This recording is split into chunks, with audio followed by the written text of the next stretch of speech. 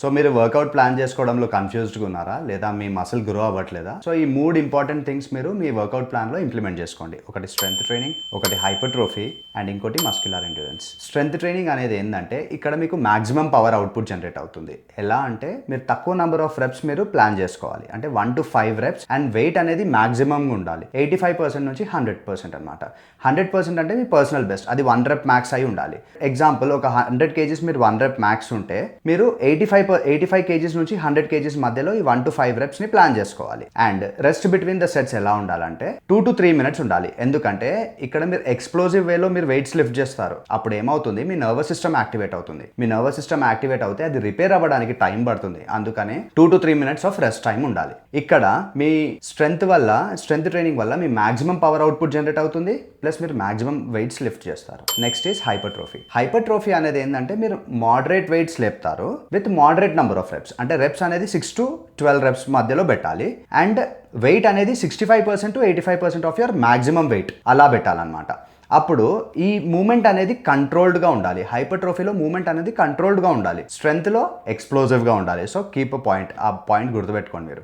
ఇక్కడ controlled moment ఉన్నందుకు ఏమవుతుంది, మీ మసిల్ అనేది ఫెటీగ్ అవుతుంది. ఫెటీగ్ అంటే అలసట. అప్పుడు ఏమవుతుంది, మీ మసిల్ అలసిపోయినందుకు అందులో చిన్న చిన్న టేర్స్ అవుతాయి. అది రిపేర్ అవ్వడానికి టైం పడుతుంది. సో ఈ ఓవర్ నైట్ రిపేర్ అయినప్పుడు ఏమవుతుంది, ఆ మసిల్ అనేది స్ట్రాంగ్ అవుతుంది. స్ట్రాంగ్ అయ్యి ఆ మసిల్ గ్రో అవ్వడానికి హైపర్ట్రోఫీ ట్రైనింగ్ హెల్ప్ చేస్తుంది. ప్లస్ ఈ హైపర్ట్రోఫీలో యూజువల్గా మీరు రెస్ట్ అనేది 90 seconds ఇవ్వాలి. నెక్స్ట్ ఈస్ మస్క్యులర్ ఎండ్యూరెన్స్ ఏంటంటే ఇక్కడ మీరు రిపిటేటివ్గా రెప్స్ చేస్తారు, కానీ వెయిట్ అనేది తక్కువ పెడతారు. Less than 65% of your maximum weight. So 65% of your maximum best weight లేపుతున్నప్పుడు మీకు ఏమవుతుంది, మీరు సేఫ్ జోన్లో ఉంటారు. సేఫ్ జోన్లో ఉన్నందుకు ఏమవుతుంది, మీరు మాక్సిమం నెంబర్ ఆఫ్ రెప్స్ చేయొచ్చు అనమాట. 15+ reps, 20+ reps, 30+ reps. అప్పుడు ఏమవుతుంది, మీ మసిల్ అనేది నర్వస్ సిస్టమ్తో it will learn the form, technique. ఇవన్నీ రిపిటేటివ్ వల్ల ఏమవుతుందంటే మీరు టెక్నిక్ లెర్న్ చేస్తారు. అది మీకు హైపర్ట్రోఫీలో ప్లస్ స్ట్రెంత్ ట్రైనింగ్లో ఫామ్ మిస్ అవ్వకుండా ట్రైన్ చేయడానికి హెల్ప్ చేస్తుంది. సో మస్క్యులర్ ఎండ్యూరెన్స్లో మీ మసిల్ అనేది కండిషన్ అవుతుంది, దాంట్లో స్టెమినా పెరుగుతుంది అండ్ లాంగ్ లాస్టింగ్ ఎఫెక్ట్స్ ఇస్తుంది అనమాట. How much time your muscle can go through a tension. అలాగా మీ మస్క్యులర్ ఎండ్యూరెన్స్ కూడా పెరుగుతుంది.